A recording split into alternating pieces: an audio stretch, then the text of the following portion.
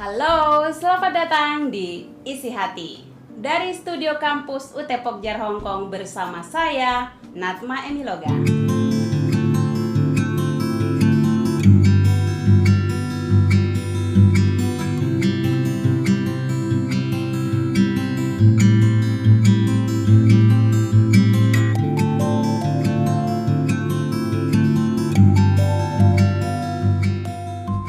Hari ini saya akan ditemani oleh partner saya yang juga adalah mahasiswa UT. Apa kabar Dek Nur?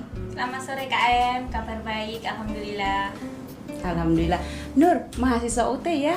Iya, Nur, cerita dong jurusannya, prodinya, semester berapa?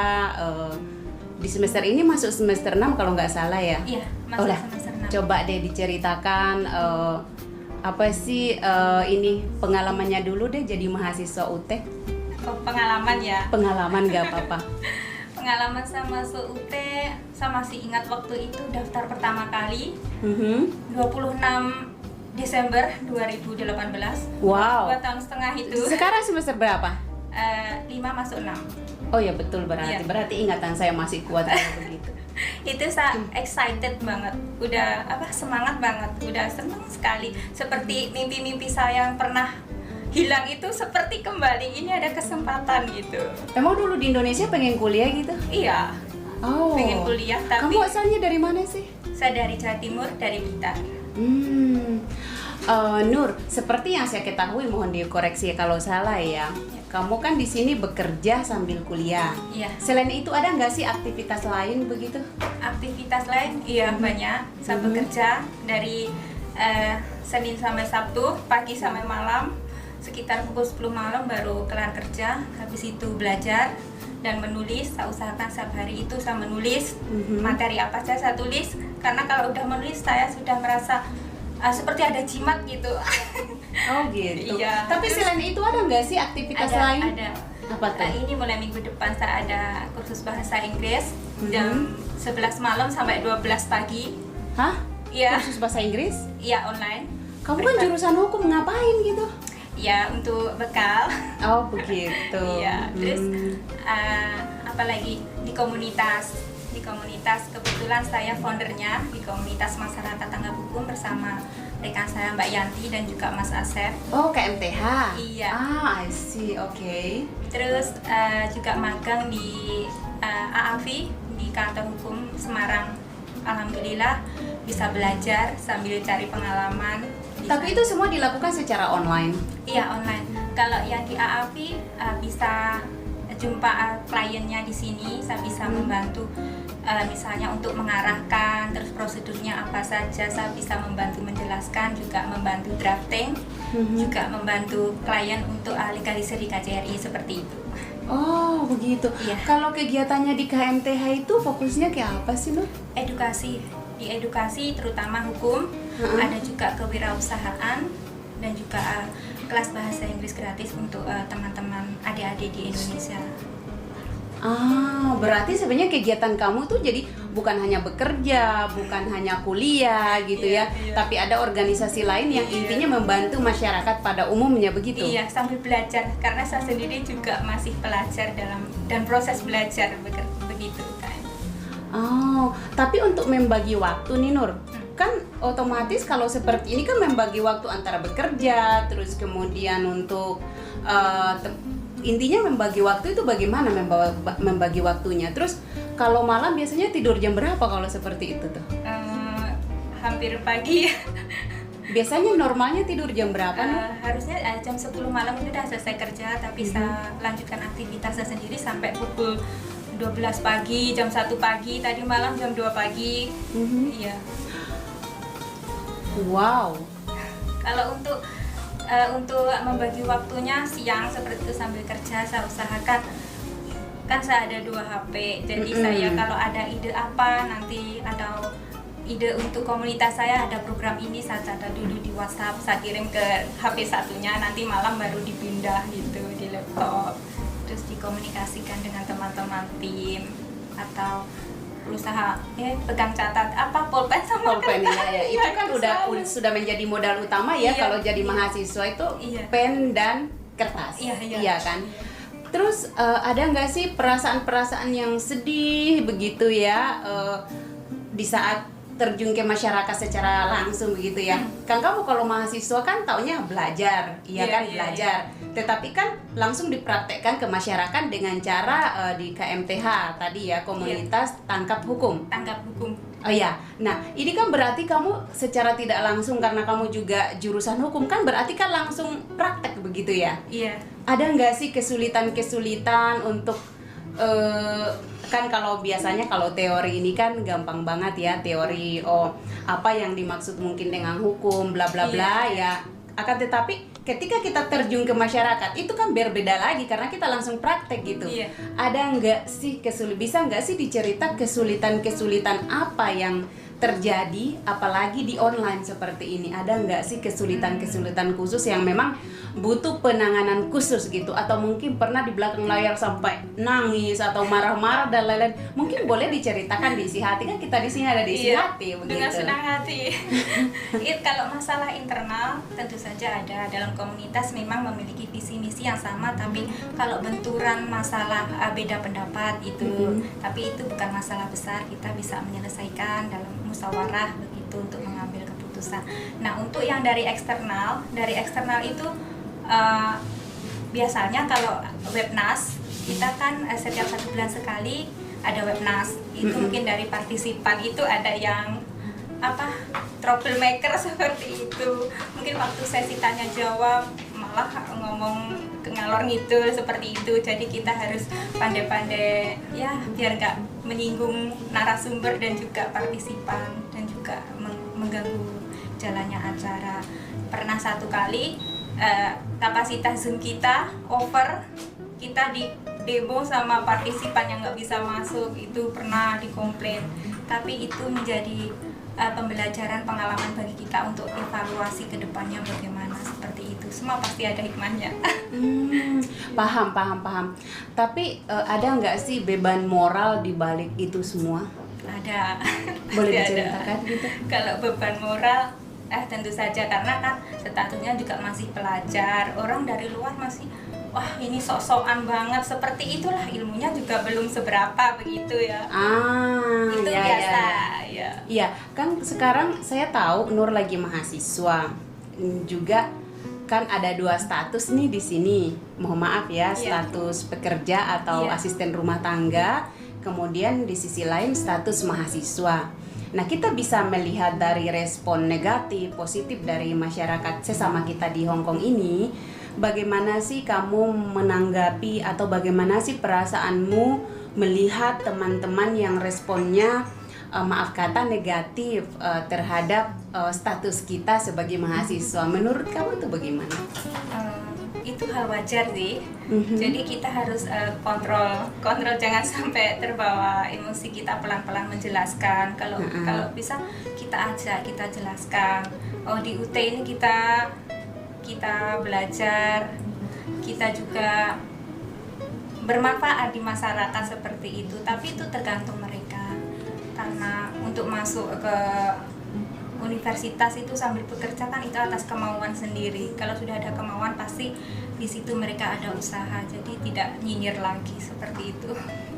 Oke, tapi beban nggak sih kalau dinyinyir oleh sesama gitu, sesama mbak-mbak lah maaf kata dinyinyir seperti itu, jadi beban nggak sih menyandang status sebagai mahasiswa itu?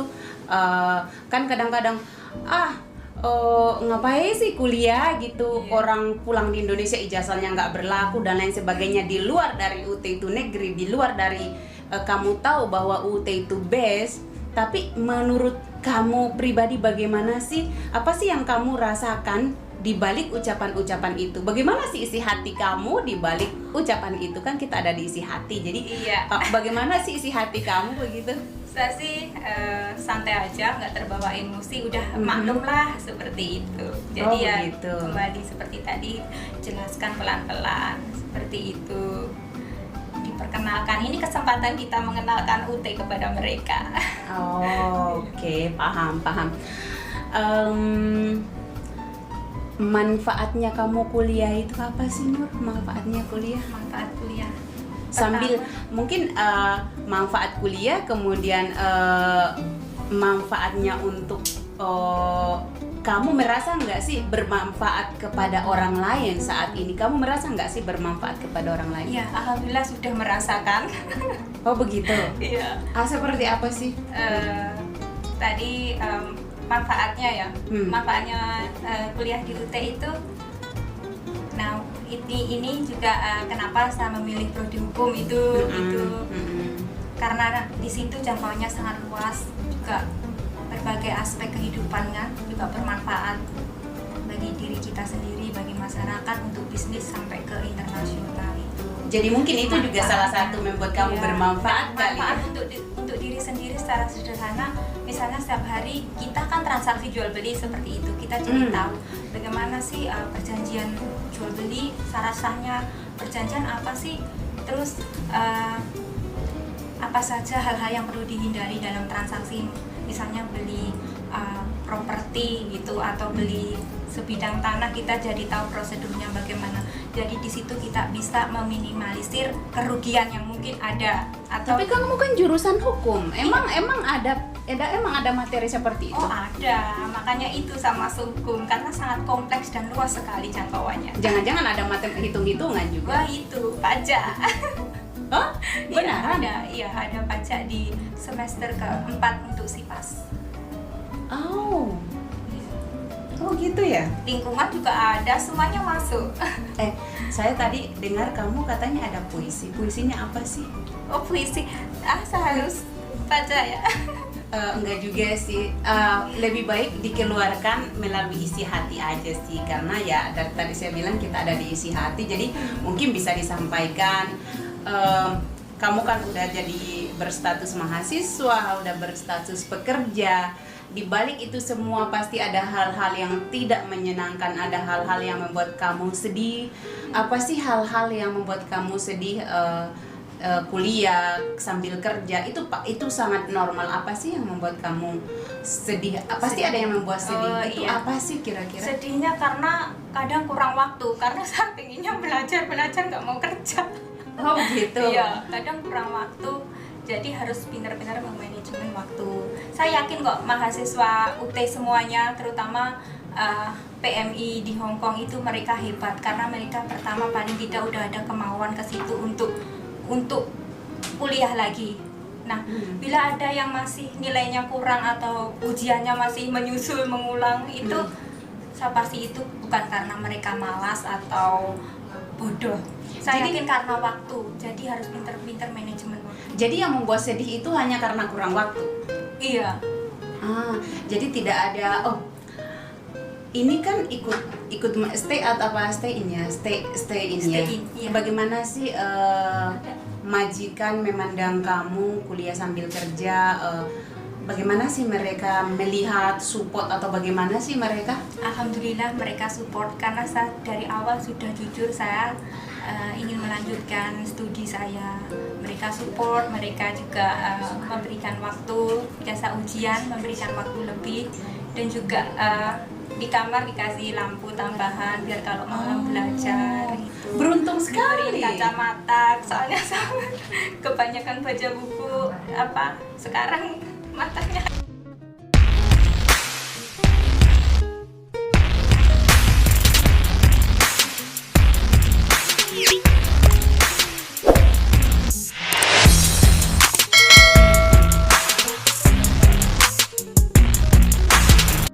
Oh, ini bersyukur banget ya Nur ya. Tapi begini Nur, di Hong Kong ini kan sudah tahu kamu kuliah sambil kerja. Tetapi ada nggak sih aktivitas lain selain dari berkuliah, bekerja? Ada nggak aktivitas lain selain itu? Ada. Nah, ini aktivitas sehari-hari saya ya. Senin sampai Sabtu kerja pagi sampai malam, sekitar pukul 10 atau setengah 11 malam selesai kerja. Saya ganti status, bukan pekerja lagi, sebagai mahasiswa. Jadi belajar. Oke. Terus selain belajar saya juga menulis materi ya, paling berapa paragraf itu, paling enggak menulis lah setiap hari saya biasakan untuk menulis. Nah, Okay. selain bekerja, belajar, saya juga ada les bahasa Inggris. Les bahasa Inggris. Kamu Iya. kan jurusan hukum, Iya, tapi les bahasa Inggris. iya. Oh. Untuk bekal, untuk tambahan. Ilmu pengetahuan. Iya.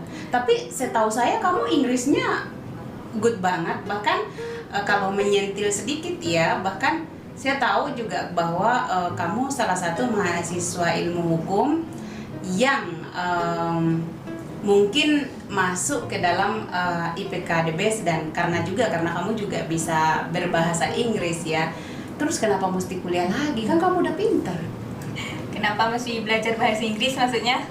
Kan kamu sudah pinter. Buat bekal, karena setiap hari saya Makanan kali bekal, mau bekal kemana? conversation-nya kan pakai kantonis, jadi saya harus memupuk rasa percaya diri gitu, karena speakingnya itu kurang, juga grammarnya mungkin masih ada yang perlu diperbaiki, jadi saya mau yang lebih upgrade lah gitu. Oke. Selain itu ada nggak sih mungkin seperti mengikuti organisasi dan lain-lain, ada nggak kegiatan selain Iya, itu? iya, ada.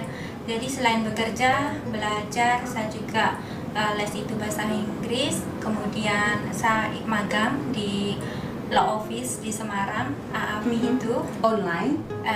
Secara online? Iya, online juga offline. Oh, Misalnya di oke. sini ada klien yang di Hong Kong, saya bertemu, menyampaikan, menjelaskan prosedurnya bagaimana, atau mungkin berkas-berkasnya apa saja yang kurang, seperti itu nanti disampaikan, dan juga membantu klien untuk legalisir ke KJRI, atau mungkin apa yang kurang diarahkan seperti itu. Jadi belajar sambil bekerja. Paham. Terus organisasinya apa namanya? Kalau Saat organisasi ini? ya, saya sebagai foundernya KMTH, Komunitas Masyarakat Tanggap Hukum, bersama Yanti dan juga Mas Asep yang di Malaysia. Oh, berarti jadi sekarang Nur jadi mahasiswa UT, tapi juga ada KMTH, yang mana KMTH ini mungkin boleh dikata langsung tempat terjun ke masyarakat. Ini kan organisasi Iya. masyarakat ya. Iya. Berarti ini langsung praktek. Iya. Nah, kalau langsung praktek itu berarti ada nggak sih kendala-kendala yang dialami selama ini, selama di KMTH, sambil kuliah, sambil bekerja, sambil membantu masyarakat gitu? Ada nggak sih kendala-kendala yang mungkin bisa disampaikan? Kendalanya ada. Pasti. Iya, pasti. Masalah waktu, Pasti. membagi waktu, manajemen waktunya itu saya kurang waktu lah.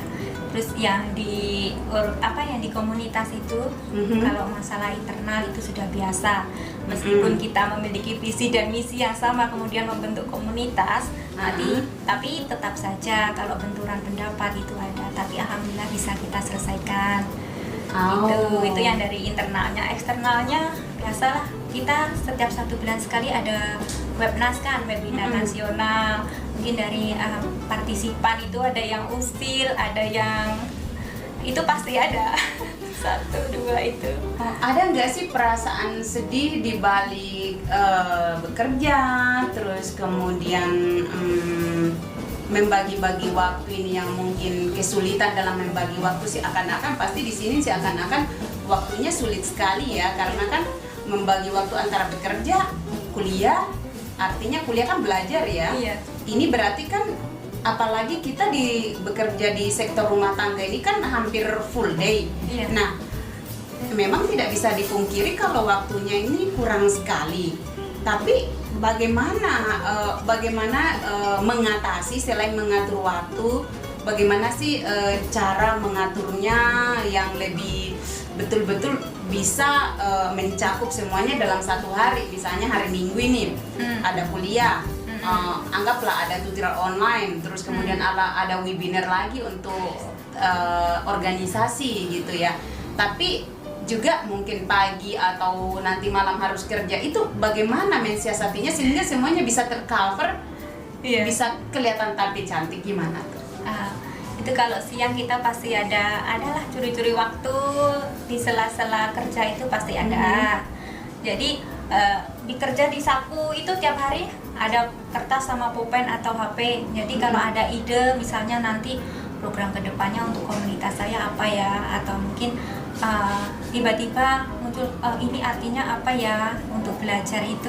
Jadi saya catat malamnya setelah selesai kerja, baru kemudian saya pindah ke laptop, saya komunikasikan dengan teman-teman tim itu untuk yang program komunitas seperti itu. Nah untuk yang sendiri, yang belajar sendiri, pasti saya googling atau apa, terus kemudian saya catat. Jadi hampir tiap hari, ya dari semester 1 sampai sekarang itu catatan saya udah kertas-kertas itu KM. Bisa paham, saya bisa memahami. Dan itu adalah mahasiswa yang baik, di mana semua mata kuliah atau mungkin mata pelajaran itu bisa dirangkum dengan baik. Tapi saya mau bertanya lagi nih Nur, di Hong Kong ini, karena kita posisi di sini, otomatis ada 2 status. Nah, saya tadi udah menyampaikan ada status mahasiswa, ada status pekerja.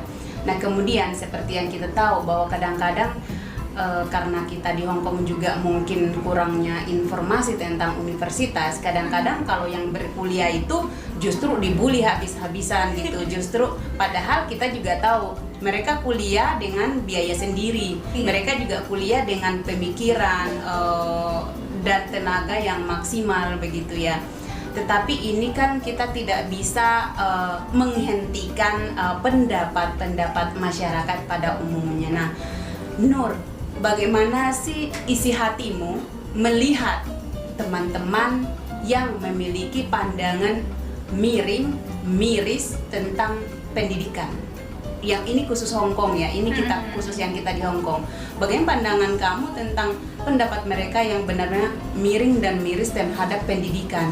Karena yang saya tahu di komentar-komentar tentang pendidikan begitu ya, mereka lebih kepada membuli yang berkuliah, pokoknya bagaimana?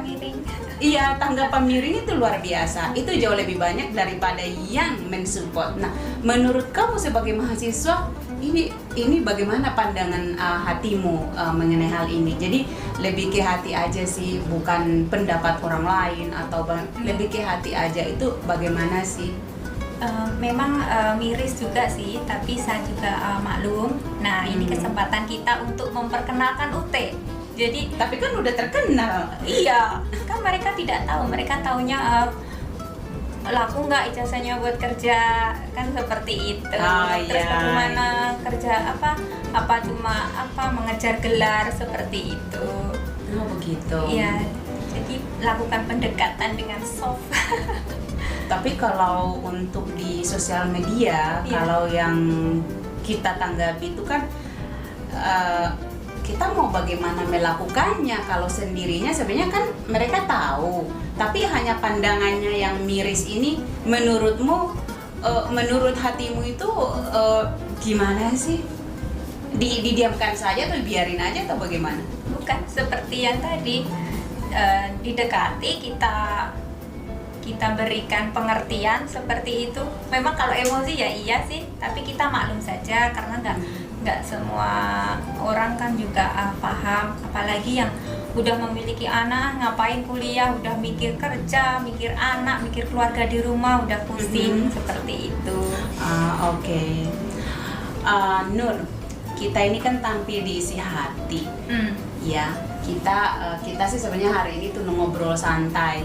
Kita bakal tidak tahu ini membahas UTK, membahas dirimu kah, Widono. Pokoknya kita ngobrol aja sih. Kita memang lagi ngobrol santai. Dan kamu ada nggak sih isi hati yang mau disampaikan di sini? Tapi sebelumnya saya mau tanya sama kamu, Nur. Karena kamu menjadi mahasiswa, sudah banyak membantu orang. Merasa bermanfaat nggak sih kepada masyarakat? Alhamdulillah sekarang iya, kalau sebelumnya tidak. Apa yang membuat kamu itu merasa bermanfaat? Nah, di media sosial seperti Facebook dan juga fanspage komunitas KMTH itu, saya sering update masalah informasi tentang hukum, tentang edukasi seperti itu, biar masyarakat yang masih awam itu sedikit tahulah paling nggak paham seperti itu. Perasaan Facebook kamu selalu ngupdate monyet. Apa sih itu? Apa sih artinya monyet ke kamu? Oh, Kenapa iya. sih selalu? Saya sering kali melihat Facebook kamu itu, satu hal yang membuat saya bertanya, apa sih maksud dari monyet itu gitu? Apa sih maksud monyet untuk kamu itu? Apa sih manfaat monyet? Apanya monyet? Kok kamu kayaknya jatuh cinta banget sama monyet deh? Iya betul, saya suka sekali sama binatang, terutama monyet. Kenapa itu? Cerdas, lucu juga, menggemaskan seperti itu bagi saya meskipun. Cerdas. Monyet cerdas. Iya, Cerdas apanya tuh monyet? mereka pinter itulah, lucu. Oh No, gitu ya. jangan salah, simpanse itu kan 99% itu DA-nya sama dengan manusia. Kita sekelas mereka sebenarnya. Oh begitu ya. Oh thank you. Ini informasi juga buat saya. Nur, sebelum kita akhiri, sampaikan dong isi hatimu buat kita. Kapan-kapan lah saya googling tentang monyet, kamu sampaikan dulu deh isi hatimu ke saya. Apa sih isi hatimu hari ini? Apalagi ini adalah penampilan pertama. Iya. Ini adalah ngobrol santai yang paling pertama. Bagaimana sih isi hatimu bisa sampai di sini? Pertama, saya sampaikan ke Kak Emi, terima kasih sekali. Karena meskipun Kak Emi ini kadang sibuk, kadang cuek seperti itu ya, tapi sebenarnya itu perhatian sekali. Saya masih simpan chat kita yang pertama itu, Kak Em. Masa? Iya. Bikin sakit hati ya? Bukan, masuk UT itu kan saya terlalu excited, tanya terus kan. Itu Oh iya iya. 2 tahun setengah yang lalu itu, 2018 Desember Masih di kantor itu lama. masih saya share. Saya sering tanya Kak Emi ini itu, tapi Kak Emi dengan sabar menjelaskan, dengan sabar. Sebenarnya salah Nur, saya tuh bukan orang sabar, tapi saya banyak ngomong. Nah sekarang kamu sampaikan dulu deh isi hatimu nih, jangan puji-puji saya, sampaikan dulu deh Tapi isi terima hatimu. kasih buat Kak Emi. Sama-sama. Dan juga untuk Universitas Terbuka, terima kasih sekali karena sudah memberikan kesempatan kepada saya dan juga teman-teman yang mayoritas itu bekerja untuk kembali belajar seperti itu tanpa mengenal usia lagi. Terus isi hatimu apa dong? Isi hati saya sebentar itu belakangan saja. Oh gitu ya. Untuk teman-teman mahasiswa UT Hongkong khususnya atau teman-teman PMI, itu untuk teman-teman UT Hongkong ya. Iya. Untuk teman-teman UT Hongkong, Kamu sekarang ada di isi hati Nur. Di isi hati, bukan di Ya, teori. Tapi sama aja sebenarnya. ininya bawa UT kan. Iya. Oke. Saya selalu dengan teman-teman PMI di Hongkong yang berkuliah di UT itu, mereka hebat. Meskipun mereka ada yang masih gagal dan harus mengulang ujian atau nilainya kurang, tapi saya yakin bukan karena mereka malas atau karena mereka bodoh, tapi karena mungkin waktu. Karena di sini ikut orang ya, jadi mungkin manajemen waktunya juga kurang seperti itu. Mereka hebat, mereka semua memiliki paling tidak memiliki kemauan untuk belajar, itu luar biasa sekali. Dan salah satunya adalah kamu. Iya. Thank you. Terima kasih untuk hari ini, dan katanya ada puisi mungkin bisa disampaikan. Oh iya, perjalanan ke sini tadi saya sempat menulis satu bait ya. Silakan biar kita jadi pendengar. Bisa baca aja ya, karena saya nggak pandai membaca puisi. Gak apa-apa. Ku bangun mimpi-mimpiku di atas lelahnya tubuh ini. Ku selipkan harapan di ujung pena yang kupaksa menari ikuti irama ilusi. Lelah, lemah, ringkih, perih, tertatih raga ini. Kuat, semangat, tekad dalam jiwa yang terpacu. Ku pejamkan mata, memeluk bulan dan bintang, berselimut langit malam, melanjutkan mimpi melalui pena yang menari, dengan hasrat yang menggebu. Terima kasih. Hidup berjalan apa adanya, tak ku cemaskan, tapi ku jalani. Isi hati hari ini.